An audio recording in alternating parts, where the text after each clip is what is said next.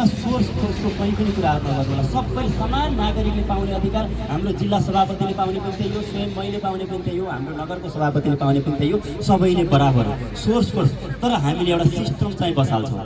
अहिलेसम्म के भयो भनेदेखि सोर्स फोर्स बिना काम नहुने जुन खालको प्रवृत्ति बढ्यो नि त्यसलाई हामीले चिर्न चाहन्छौँ। तपाईँ गए पनि म गए पनि अरू कोही जतिसुकै देशको प्रधानमन्त्री भएको व्यक्ति गए पनि पाउनुपर्ने सेवा सुविधा समान हुनुपर्छ भनेर हामी हिँडेका छौँ। भनेपछि कसैले पनि कुनै पनि कुरामा सोर्स फोर्स लाउन नपरोस्, एउटा सिस्टम बसोस्।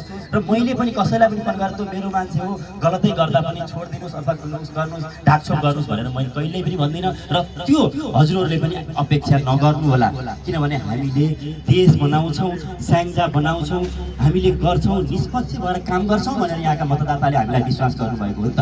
त्यसमाले गर्दाखेरि होला केही समय लाग्ला यो ट्र्याकमा ल्याउनको लागि, तर हामीहरू एकदम इमान्दार भएर